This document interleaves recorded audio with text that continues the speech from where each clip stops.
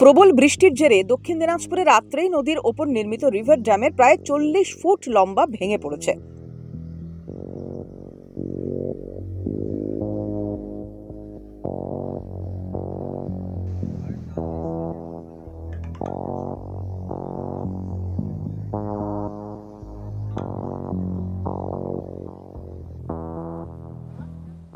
মাত্র 1 বছর আগে প্রায় 30 কোটি টাকা ব্যয় করে তৈরি করা হয়েছে এই বাঁধ। 1 বছরের মধ্যে তা ভেঙে যাওয়ায় চাঞ্চল্য ছড়িয়েছে এলাকায়। বর্ষার শুরুতেই এই ধরনের ভাঙনে আতঙ্কে রয়েছেন আশেপাশের গ্রামের বাসিন্দারা।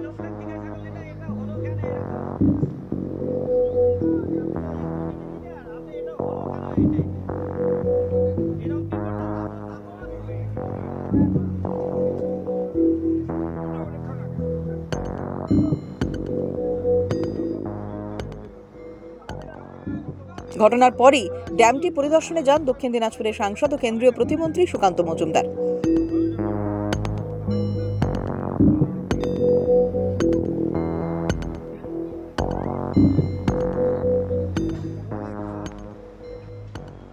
দেখুন, এর আগেই একবার এই যাত্রীর উপরে যে বাঁধ দেওয়া হয়েছিল সে বাঁধের কিছুটা অংশ ভেঙে চলে গেছিল নদীর মধ্যে। আবার একটা অংশ পুরো ভেঙে চলে গেছে। পরিষ্কার বোঝা যাচ্ছে যখন এই বাঁধ তৈরি করা হয়েছিল বাঁধ অবৈজ্ঞানিকভাবে তৈরি হয়েছিল এবং চরম দুর্নীতি। এই যে রড দেখা যাচ্ছে ভাঙার ফলে সব বাইরে চলে এসছে, যে রড দেখা যাচ্ছে 12 mm এর রড এখান থেকে দেখতে পাচ্ছি আপনারা। কিন্তু লোকে বাড়ি তৈরি করার সময় তো এর থেকে ভালো রড দেয়, TMT দেয়। তার জায়গায় এখানে এত বড় জলের স্রোত, বন্যার সময় কতটা জলের স্রোত হয় আপনারা জানেন। সেই জলের স্রোত কারণ আপনি বাংলাদেশ হয়ে আমাদের জেলাতে ঢুকছে কুমারগঞ্জের ওখানে, তো সেই জলের স্রোতকে আটকানোর জন্য কত ভালো কাজ হওয়া দরকার, সেই কাজ কিচ্ছু হয়নি।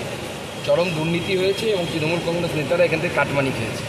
আমি ডিমান্ড করছি ডিএমের কাছে যে আপনি এর তদন্ত করুন, দুর্নীতির তদন্ত করুন। এই বস্তা ফেললে তো বাঁচাবেন লোকজনকে, সাময়িকভাবে কাজ হবে, কিন্তু এই যে চরম রোগ, ফাটল, দুর্নীতি সেইটা যেই জায়গায় পৌঁছেছে সেটার ব্যবস্থা আগে করা দরকার। অন্যদিকে বালুরঘাট মিউনিসিপ্যালিটির তরফে এই ভাঙনকে প্রাকৃতিক দুর্যোগ হিসেবে ব্যাখ্যা করা হয়। মহাভারত এবং দেবী পুরাণেও বর্ণিত রয়েছে আত্রাইয়ের কথা।